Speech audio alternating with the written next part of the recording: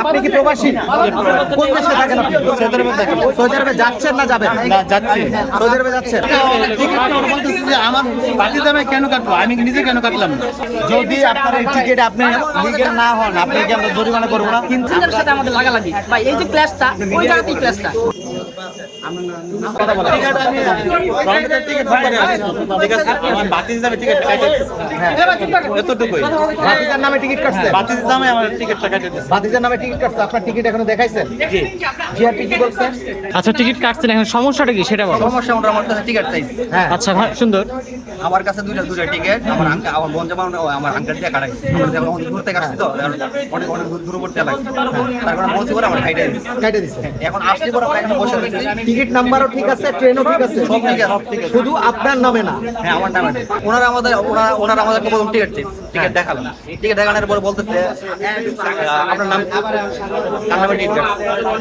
আমার নাম বলার পরে টিকিটটা দেখা আমার আঙ্কেল এখানে বসে রয়েছে, আমি এখানে বসে রয়েছি। উনি বলতেছে যে এখানে কেন আপনারা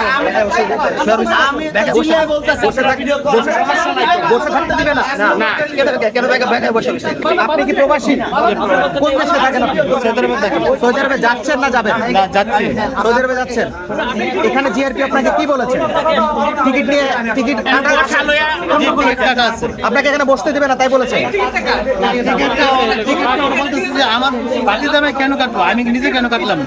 ধরেন এই টিকিটটা ওনার, এক্সাম্পল আপনার বুঝার সাথে এখানে সরকারের টিকিটের গায়ে কিন্তু আপনার লেখাই আছে আপনার আইডি ছবি সম্বলিত পরিচয়পত্র দেখানো সাপেক্ষে নিম্নে বর্ণিত ট্রেনে যাত্রা করিতে পারিবেন।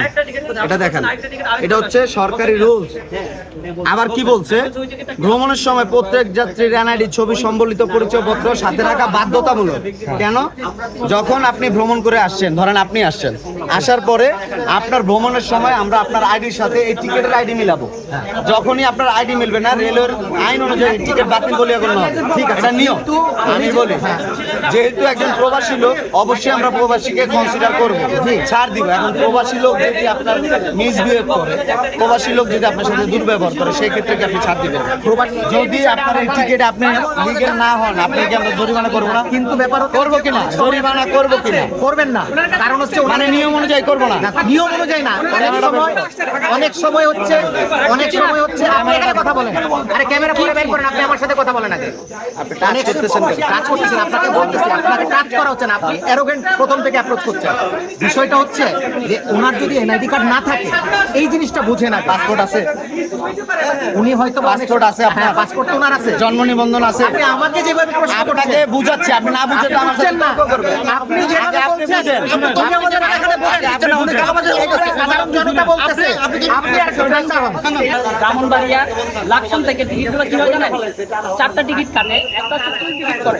টিকিট করার পরে 3টা হাফ, তাহলে আমার রেলের রাজস্ব কিন্তু ফাঁকি দিতেছে 100%, ডেফিনেটলি দিতেছে। কিন্তু সেই জায়গাতে আমরা কি করি, স্ক্যান না করলে আমি টিকিটটা বুঝতে পারি না আসলে এটা কয়টা টিকিট।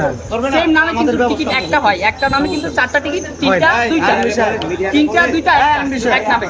এখন এক নামে দেখা যায় 4টা টিকিট, বাইরে কিভাবে পসিবল, এটা আমাকে একটু বলবেন।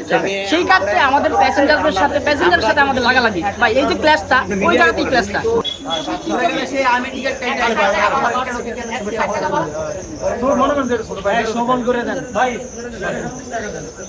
আপনি টিকিট লেখেন, দিবে আপনি টিকিট লেখেন।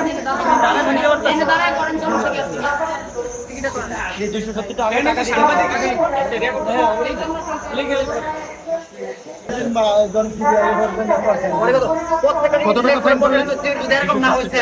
রিসিপ্ট দিব, আমি রিসিপ্ট দিব, তারপরে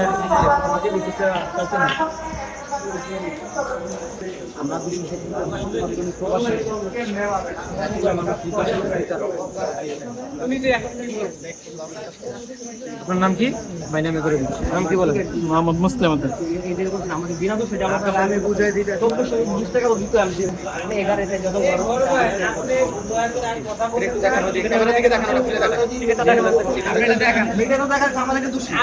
আমার দিকে ঘোরেন, হ্যালো আমার দিকে ঘোরেন।